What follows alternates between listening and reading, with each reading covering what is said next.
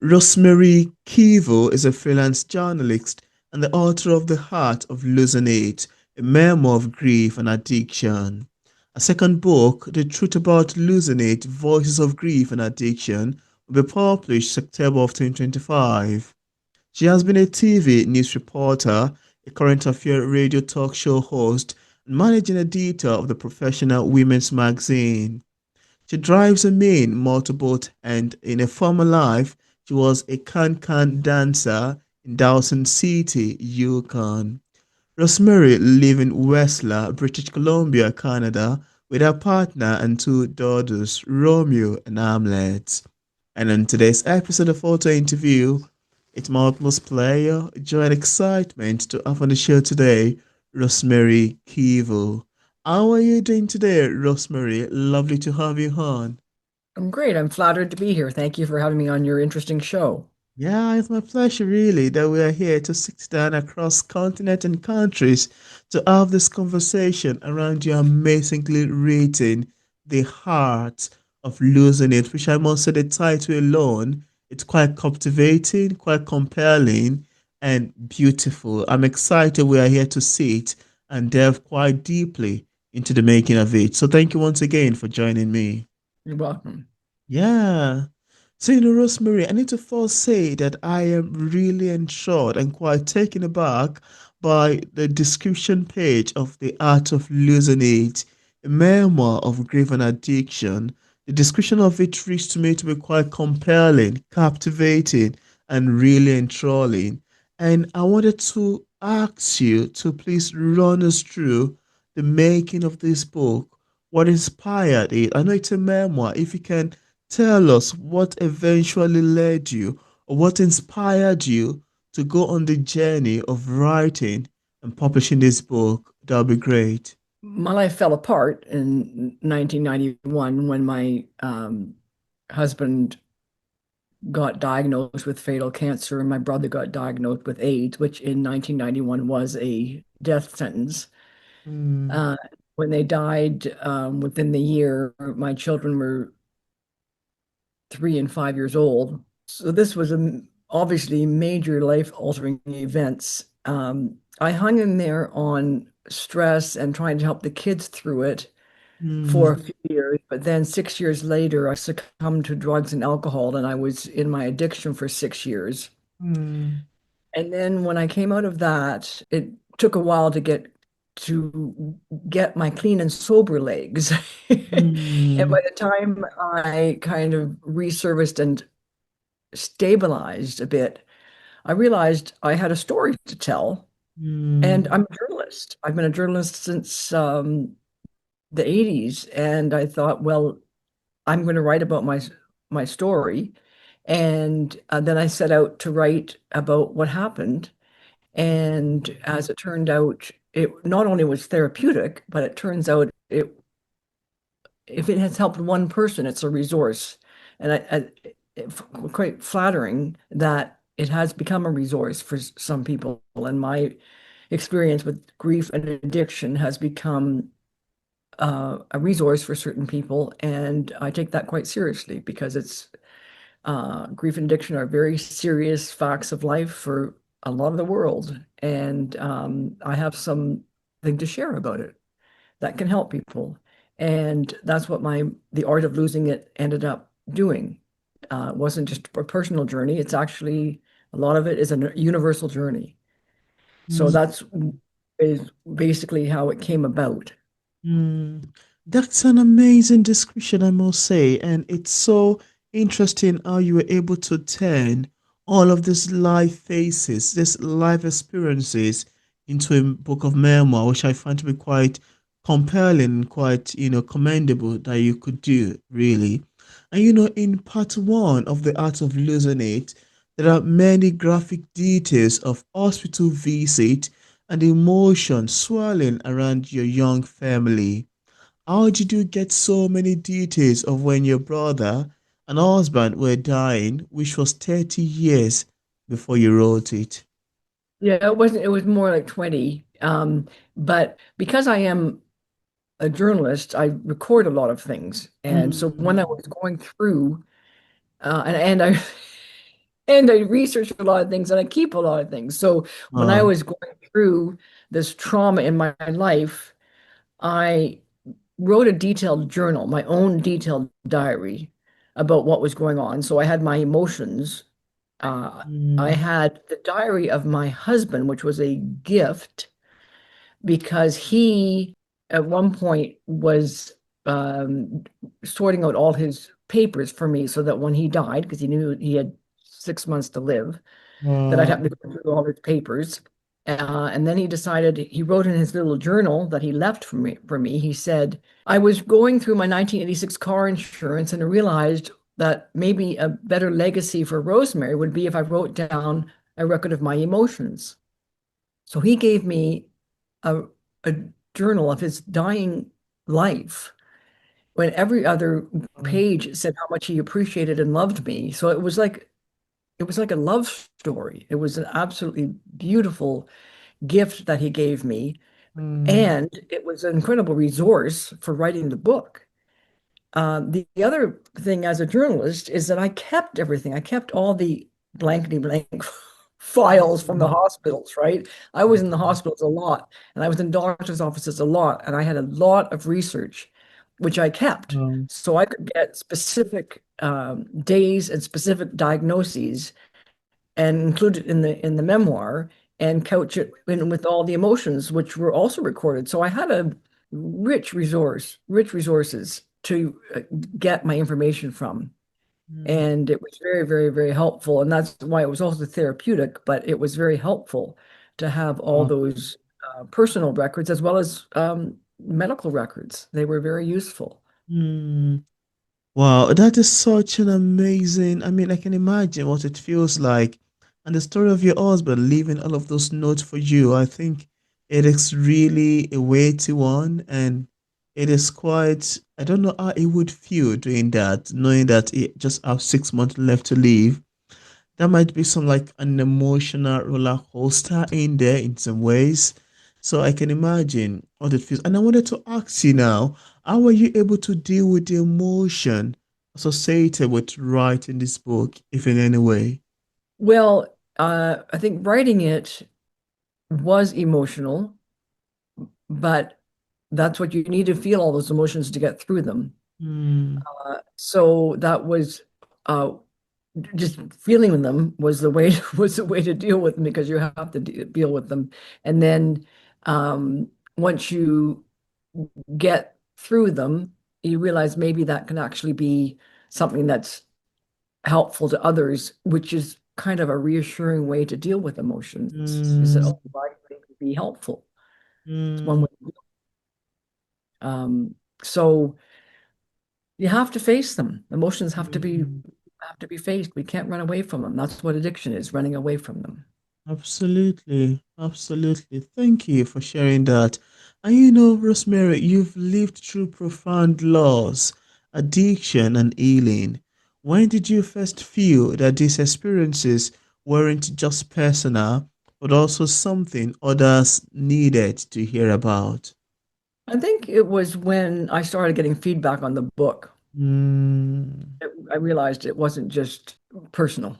When I was writing it, I didn't realize I had such a big message, wow. but I realized that this is not just personal. So it was, and then I took on the role of being someone who wrote about grief and addiction. Mm.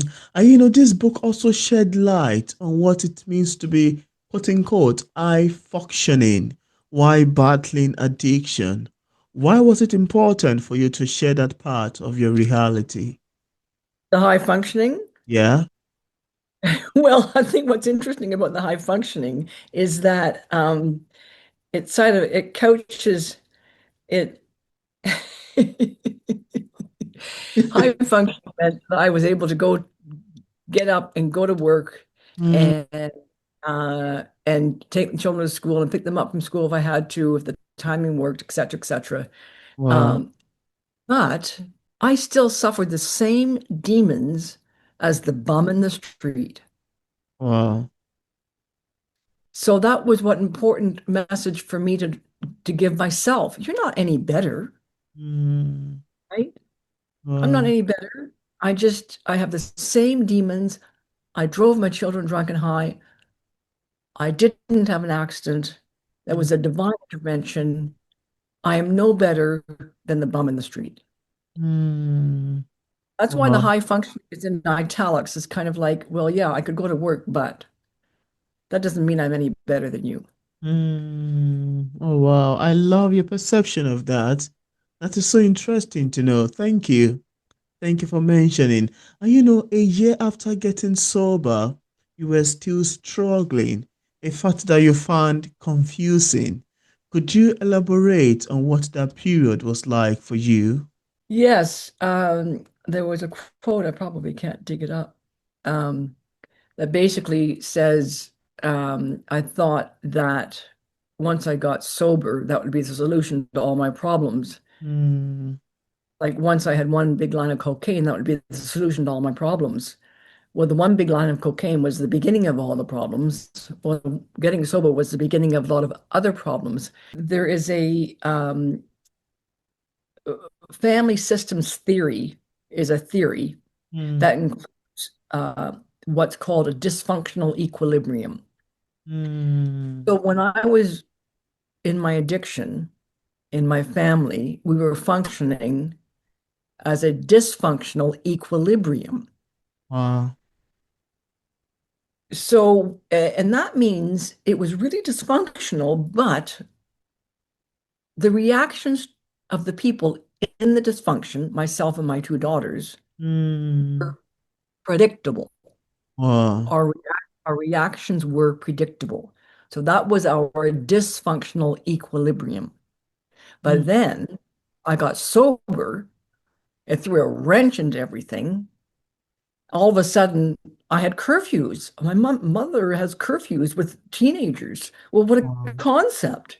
Well, that's a functional thing in a functional family, but I Mm, was in a dysfunctional equilibrium, and that just threw a wrench into things. A- a- wow.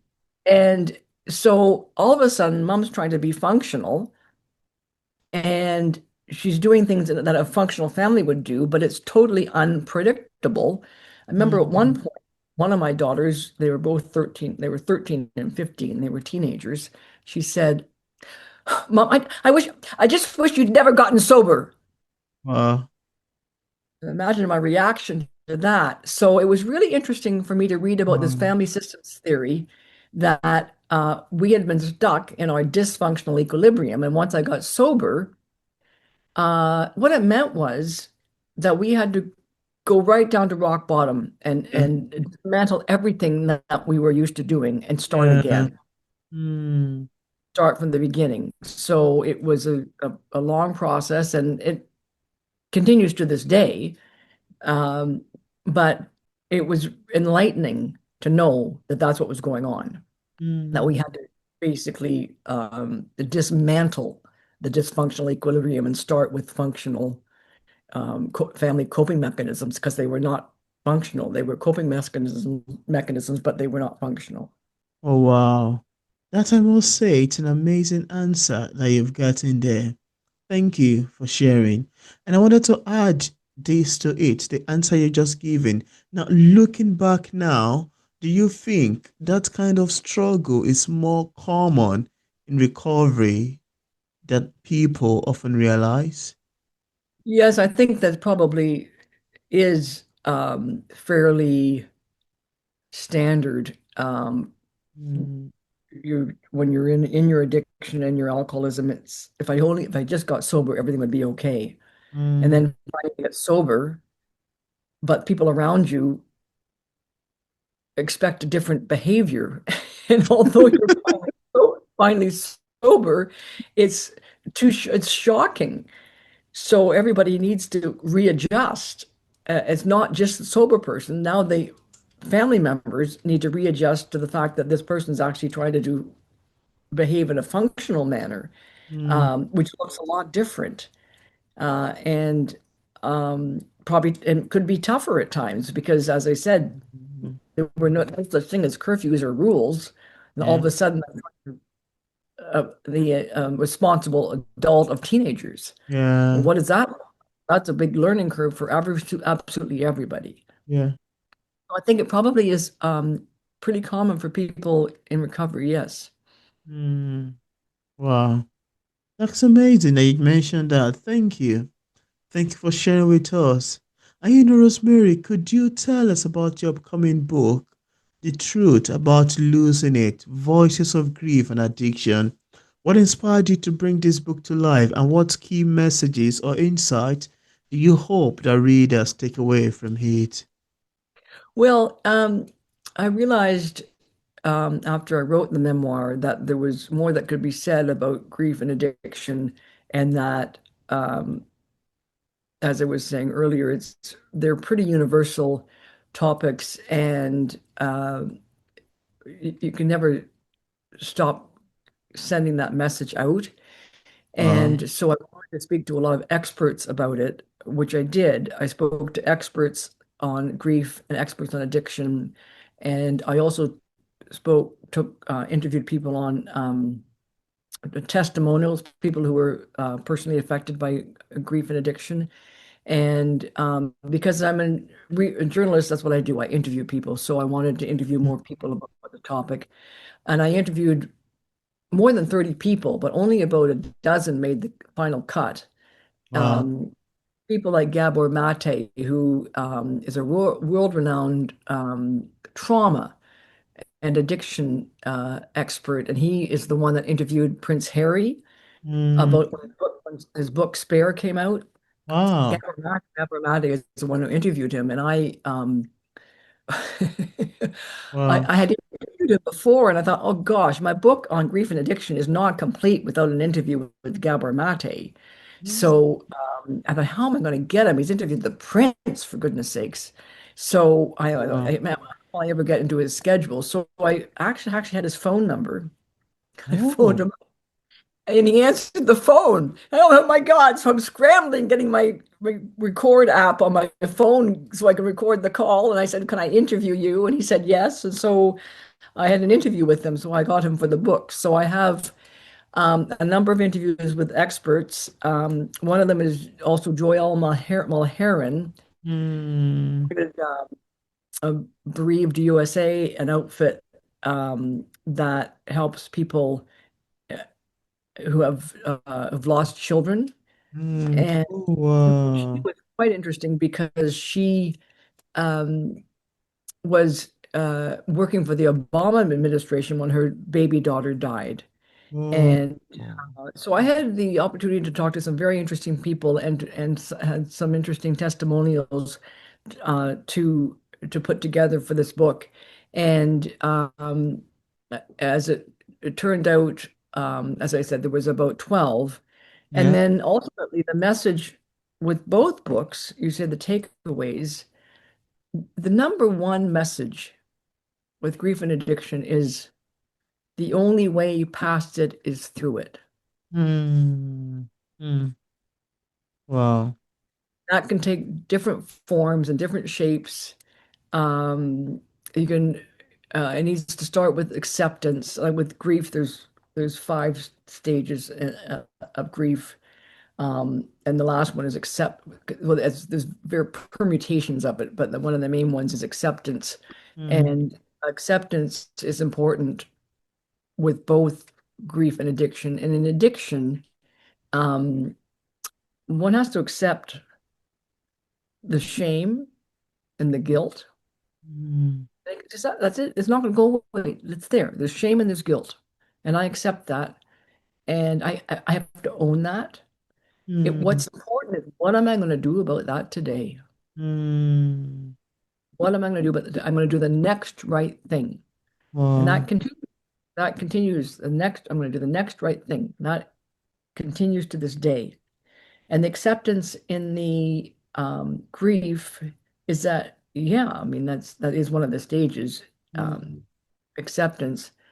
And then once you have to have acceptance before you realize you have to go through it. mm, Addiction is one way to not go through it. mm, That's what the truth about grief and addiction it leads to is that you have to, addiction stops the grieving process, totally stops it.